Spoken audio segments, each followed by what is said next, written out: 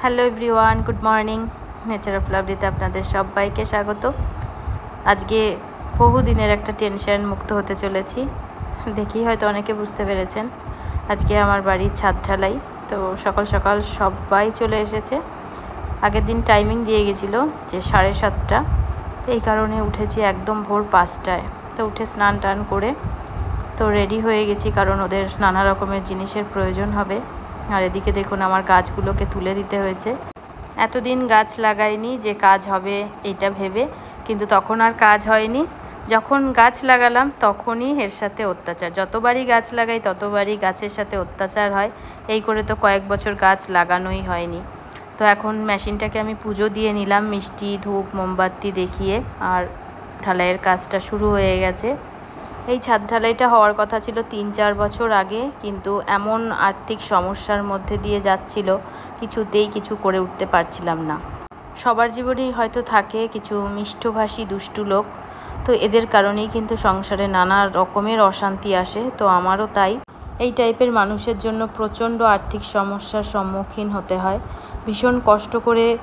মানে বিশেষ করে বর্ষাকালে এতটাই কষ্ট হয়েছে, কারণ প্রথম বছর তো ভালোই গেছে, ফার্স্ট ছাদ ঢালাই মানে একতলার, তো চিলেকোঠার ছাদে তো তখন যে কোনোভাবে টিন থাকে, তো আমারও তাই দেওয়া হয়েছিল। একটা বছর ভালোভাবে গেল, কিন্তু পরের বছরই সেই টিন জং ধরে এমনভাবে ফুটো হয়ে গেল যখন জোরে বৃষ্টি হলো। আর এবছর তো প্রচুর বৃষ্টি ছিল, বৃষ্টির কারণে পুরো জল ঘরের মধ্যে পড়তো। তো এমন মানে ফেস করেছি। আর আমার টাইলসটা যেহেতু একটু ডার্ক কালারের, কিছু বোঝা যেত না, মানে জল পড়ছে না কি। এই দেখুন এরকম বালতি পেতে পেতে বালতি পুরো ভর্তি হয়ে যেত, ওভার হয়ে যেত। এই চিলেকোঠা দিয়ে এইভাবে জলগুলো পড়তো। আর ডার্ক কালারের জন্য কিচ্ছু বুঝতে পারতাম না। মানে বৃষ্টি হলে সবার আগে ভোরবেলা উঠে আমাকে রেডি থাকতে হতো যে জলটা কিভাবে মুছবো, তা না হলে যে কেউ মানে স্লিপ কেটে পড়ে যাবে। আর জল তো সে মানে অসম্ভব জল, মানে। আর দুদিকের গেটে যেহেতু আমার ব্যারিকেড ছিল, মানে চৌকাঠ মতন, তো জলটাকে যে ঝাড় দিয়ে বার করব সেটারও উপায় ছিল না। ওই পুরো বারান্দাটাকে অল্প একটুখানি ন্যাকড়া নিলে হবে না, পুরো একটা বেড কভারগুলোকে ভিজিয়ে তারপর বাইরে সেটাকে চিপে আবার ভালো করে মুছতে হতো। সারাদিন যদি বৃষ্টি হতো বলুন কতবার ওই জায়গাটা মোছা যায়। তো এরকম করে তো বিগত 4-5 বছর কাটিয়ে দিলাম ভীষণ আতঙ্কের মধ্যে। মানে বৃষ্টি হলে এই একটা আতঙ্ক হতো। আর সবথেকে বড় ব্যাপার, সিঁড়ির তলায় যত জুতো থাকতো, মানে যা প্রয়োজনীয় জিনিস থাকতো সম্পূর্ণ কিছু ভিজে যেত। হয়তো কোনো সময় হয়তো রাত্রে ঘুমিয়েছি, তখন হঠাৎ করে বৃষ্টি, কেউ টের পায়নি। সকালে উঠে দেখতাম সব কিছু ভিজে গেছে আর পুরো বারান্দা থই করছে। শুরু হয়ে গেছে, কিন্তু আমার পুকলু এখনো ঘুমাচ্ছে। আমার পুকলুকে তোলার জন্য এসেছি। Good morning. দেখো এই দেখো, ও ছাদ ঢালাই দেখেনি। আমার অলিভিয়া যখন খুব ছোট্ট ছিল তখন ছাদ ঢালাই হয়েছিল, তো ওর ছাদ ঢালাই নিয়ে প্রচণ্ড আগ্রহ ছিল যে ছাদ ঢালাই হলে কি হয়। তো ঘুমাচ্ছে দেখে ওকে ডাকতে এলাম। আমার ছাদ ঢালাই কিন্তু অলরেডি শুরু হয়ে গেছে। অনেক দিন ধরে বলে রাখছে কবে হবে ছাদ ঢালাই, কেমন হয়। বলছে পাখা চলছে, কত লোক আসে, কিরকম আওয়াজ হয়, কি করতে হয়, কিভাবে কি করে, অনেক প্রশ্ন।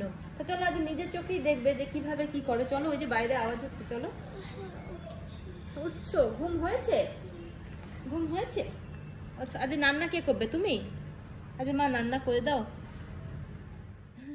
আজকে একটু প্রচণ্ড চাপ গেছে, ঘরে বাইরে সব দিকে। বাড়িতে প্রচুর লোকজন আর তেমনি আওয়াজ। তার মিডিলে যেটা হয়েছে, জলটা আমি সকালে পাম্প ভর্তি করেছি, হঠাৎ করে খেয়াল করিনি যে এত পরিমাণে জল শেষ হয়ে যাবে এত তাড়াতাড়ি, বুঝতেই পারিনি। আমি আজকে কচুরি আর আলুর দম করেছিলাম, সেটাই খাওয়া হচ্ছে। ছিটকাবে কিন্তু, অলিভ গিয়ে ছিটকাবে।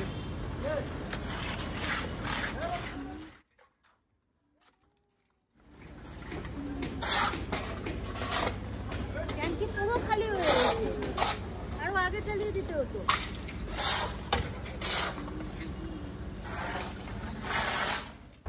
একবার নিচে দেখছি তো একবার ওপরে, সারা বাড়ি ধুলোময়। তো জানলা দিয়ে আমি ভিডিও বানাচ্ছি। প্রচুর সিমেন্টের বস্তা একদিক দিয়ে আসছে, আর একদিক দিয়ে কেটে কেটে ওদের কাজে লাগানো হয়ে যাচ্ছে। আর জলটা আমি ছেড়ে দিয়েছি, কিন্তু একটু সমস্যা হয়েছিল কারণ ট্যাঙ্কি পুরো খালি হয়ে গেছিলো। তার মিডিলে আমার সমস্ত লেবার কর্মচারীদের জন্য খাবার চলে এসেছে। ওদের টিফিন ছিল সকালের কচুরি তরকারি মিষ্টি, তো ওদেরকে সেগুলো আমি দিয়ে দিলাম, একটু ব্রেক নিল। তারপর আমি বাড়িতে রান্না করেছিলাম আজকে দেশি চিকেনের ঝোল আর গরম ভাত। এর থেকে বেশি কিছু আর করতে পারিনি, কারণ ওরা বারবার এসে ডাকছে আর সমস্ত কিছু আমাকেই হ্যান্ডেল করতে হচ্ছে। কোথায় খাবার, কোথায় মিষ্টি, কোথায় কে কী রাখবে, তারপর ওদের খাওয়ার জল সমস্ত কিছুই দেখিয়ে দিতে হচ্ছে। আর রান্নাটা এক পাকেই করেছি, তাড়াতাড়ি করে করার চেষ্টা করেছি, তাও খেতে খেতে আজকে প্রায় বেজে গেল 1:45।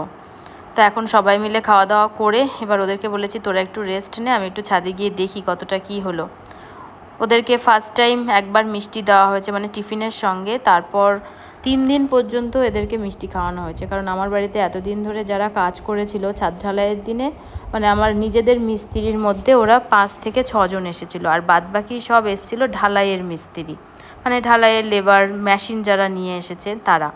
তো আমি আমার মিস্ত্রি যারা বাড়িতে অল টাইম কাজ করতো তাদেরকে আমি আলাদা করে, ওরা যখন খেতে বসেছিল মানে টিফিন করেছিল তখন আলাদা করে দিলাম।